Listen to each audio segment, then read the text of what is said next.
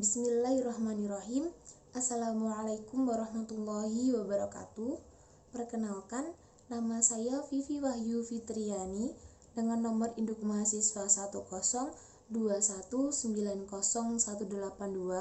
dari kelas SMG semester 5. Di sini saya ingin menerangkan mengenai analisis praktik musyarakah dalam bisnis ojek online, di mana tugas ini dibuat untuk memenuhi tugas ujian akhir semester mata kuliah kompilasi hukum ekonomi syariah. Baiklah, memasuki subbab yang pertama, yaitu mengenai deskripsi kasus. Transportasi merupakan suatu bidang kegiatan yang sangat penting dalam kehidupan masyarakat sehari-hari. Ojek online saat ini menjadi solusi yang memberikan manfaat kepada masyarakat karena penerapan teknologi komunikasi. Salah satu perusahaan yang menyediakan layanan ojek online di Ponorogo adalah aplikasi Gojek. Semakin berkembangnya Gojek dengan fitur-fitur yang ada, maka akan menambah masalah yang dihadapi oleh pihak Gojek tersebut. Pemberian bonus pada driver selain memberikan dampak yang positif, namun juga memberikan dampak yang negatif. Karena dengan adanya bonus-bonus ini, banyak driver Gojek melakukan self-order di aplikasi Gojek sehingga terkesan adanya pelanggan yang melakukan orderan. Selanjutnya yaitu landasan teori. Musyarakah adalah bentuk umum dari usaha bagi hasil di mana dua orang atau lebih menyumbangkan pembiayaan dalam melakukan usaha, kemudian keuntungan yang didapat dibagi sesuai kesepakatan antara para mitra dan kerugian akan dibagi menurut proposal modal. Ojek online adalah suatu bisnis pengantar, baik pengantar manusia maupun pengantar barang ke wilayah yang diinginkan.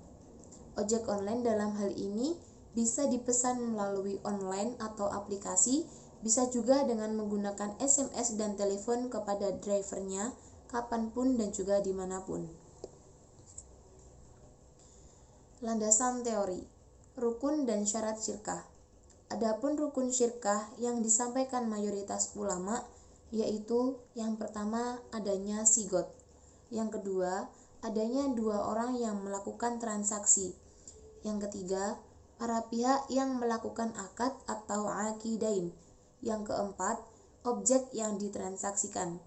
Jadi apabila ada suatu transaksi musyarakah namun tidak memenuhi rukun atau syaratnya, maka akad tersebut dianggap tidak sah. Kemudian yang menjadi syarat syirkah menurut para ulama yaitu yang pertama, dua pihak yang melakukan transaksi memiliki keahlian. Di sini maksudnya memiliki keahlian yaitu mereka sudah balik sehingga mereka mengerti mana yang baik dan mana yang buruk. Yang kedua, modal syirkah diketahui. Yang ketiga, modal syirkah ada pada saat transaksi. Yang keempat, besarnya keuntungan diketahui oleh kedua belah pihak.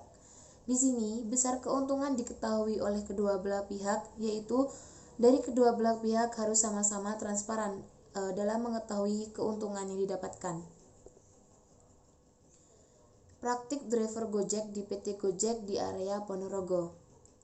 Sesuai dengan perjanjian yang dilakukan oleh para driver Gojek dengan PT Gojek, bahwasannya dalam perjanjian kerjasama kemitraan sudah memenuhi rukun dan syarat syirkah.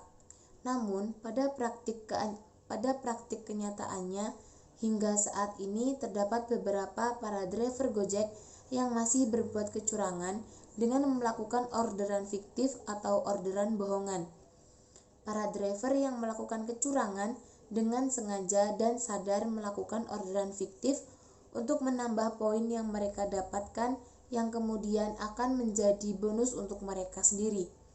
Dengan begitu, apa yang dilakukan oleh para driver yang melakukan kecurangan itu akan menimbulkan kerugian bagi pihak perusahaan, di mana hal ini sudah jelas melanggar kesepakatan yang sudah disepakati oleh kedua belah pihak di awal akad. Tujuan dan manfaat syirkah. Yang pertama, memberikan keuntungan pada para anggota pemilik modal. Yang kedua, memberikan lapangan pekerjaan kepada para karyawan. Sebagaimana kita ketahui bahwa masyarakat Indonesia sangatlah banyak yang mengalami pengangguran, terutama pada masa pandemi COVID-19 ini. Kemudian dengan adanya ojek online di sini dapat membantu perekonomian masyarakat dan juga memberikan pekerjaan kepada para masyarakat Indonesia yang mengalami pengangguran. Yang ketiga, memberikan bantuan keuangan dari sebagian hasil usaha syirkah untuk mendirikan tempat sekolah, tempat ibadah, dan lain-lainnya. Syirkah menurut kompilasi hukum ekonomi syariah atau KHES pasal 20 ayat 3 adalah kerjasama antara dua orang atau lebih dalam hal permodalan, keterampilan, dan kepercayaan dalam usaha tertentu dengan pembagian keuntungan berdasarkan nisbah yang disepakati oleh pihak-pihak yang melakukan syirkah. Secara singkat, syirkah dapat didefinisikan sebagai akad antara orang-orang yang berserikat dalam hal modal dan keuangan. Selanjutnya yaitu penerapan teori. Analisis berdasarkan rukun dan syarat musyarakah, persentase pembagian untuk masing-masing pihak yang berserikat dijelaskan pada pasal yang pertama atau syarat yang pertama, yaitu telah menjalankan bahwa pembagian keuntungan dijelaskan ketika akad sedang berlangsung. Pada praktiknya, hal ini sudah memenuhi syarat karena pembagian keuntungan itu sudah dijelaskan pada awal akad. Namun, dengan adanya driver yang berbuat kecurangan dan tidak sesuai dengan apa yang telah diterapkan oleh perusahaan, melainkan driver tersebut melakukan orderan yang fiktif yang mana pihak perusahaan tidak mengetahuinya, maka keuntungan yang didapatkan oleh para driver lebih banyak daripada apa yang telah disepakati di awal akad berlangsung. Berdasarkan analisis pada syarat yang pertama, belum terpenuhi dengan sempurna dan bertentangan dengan praktik yang dilakukan oleh para driver yang berbuat curang, di mana tadi sudah dijelaskan bahwasanya apabila suatu akad musyarakah ketika tidak memenuhi syarat dan rukun dari musyarakah tersebut, maka akad tersebut dianggap tidak sah. Begitupun dengan akad pada Gojek ini.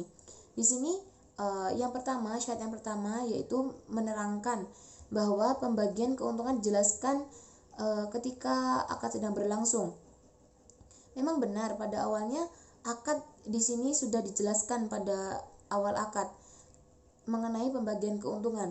Namun dalam praktiknya terdapat kecurangan-kecurangan dari pihak driver Gojek yang melakukan self order untuk menaikkan poin yang dapat menguntungkan mereka sendiri. Kemudian, syarat yang kedua yang menyatakan keuntungan diambil dari harta perserikatan, bukan dari harta yang lainnya. Dalam praktiknya, dilakukan oleh para driver ojek online atau driver Gojek jelas bertentangan dengan syarat yang keuntungan diambil dari harta perserikatan, yaitu keuntungan yang disepakati di awal yaitu 80% untuk driver Gojek dan 20% untuk perusahaan. Namun, driver juga mengambil keuntungan dengan cara yang tidak sesuai, yaitu berbuat curang, melakukan orderan fiktif untuk mendapatkan keuntungan lebih atau bonus yang merugikan perusahaan.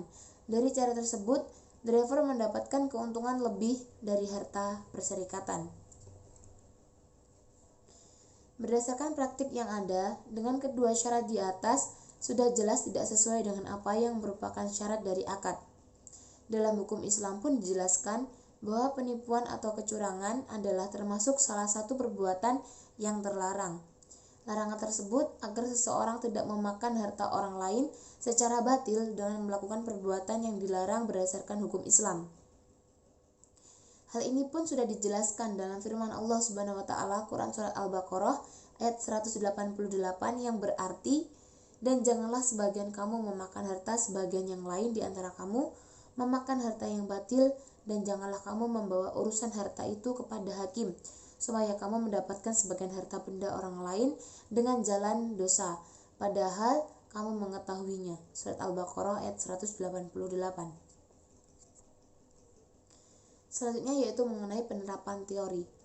Dari ayat di atas dijelaskan bahwa Allah sangat melarang kepada hambanya untuk memakan harta saudaranya di jalan yang batil.